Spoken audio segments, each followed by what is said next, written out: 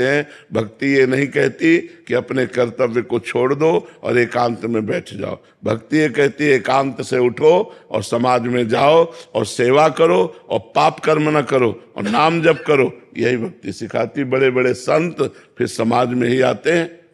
आते तो अंतिम में समाज में, बिना समाज को दिए आप जा नहीं सकते हो। जो भक्ति कमाई वो समाज को दो और फिर जाओ यहाँ से। बड़े बड़े संत महात्मा घूम घूम के बांटते हैं। हम तो मान लो बैठे हुए बांट रहे हैं। बड़े बड़े संत जन तो गांव गांव नगर नगर घूम घूम कर प्रवचन करते हैं, लोगों को जागृत करते हैं। तो ये करना पड़ेगा। समाज में पैदा हुए हो, समाज का खाया है तो समाज को जागृत करना पड़ेगा, समाज की सेवा करनी पड़ेगी। तो वही तो आप कर रहे हो, समाज की ही तो सेवा कर रहे हो। जैसे हम अकेले हैं तो आप अकेले कपड़ा लत्ता भिक्षा मांग लिए, और आपके 10 परिवार के तो आपको पेमेंट मिलती है। तो आप अपने परिवार का पोषण कीजिए और धर्म से चलिए और नाम जप कीजिए, तो आपको भगवत प्राप्ति का मार्ग मिल जाएगा।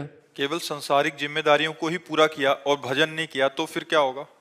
आपके जो कर्म बने उसके अनुसार आपको अगली योनि में जाना पड़ेगा।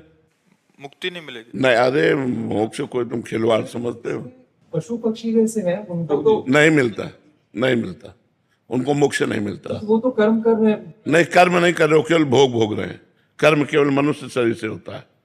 लेकिन गुरुदेव आपने बोला सर वृंदावन में जो पशु पक्षी वो सारे किसी न किसी पुनर्जन्म में अपने तपस्या की है, तपस्या। हाँ, तो वही तो कह रहे। तो वृंदावन के कबूतर बनना तुमने साधारण समझ लिया है क्या?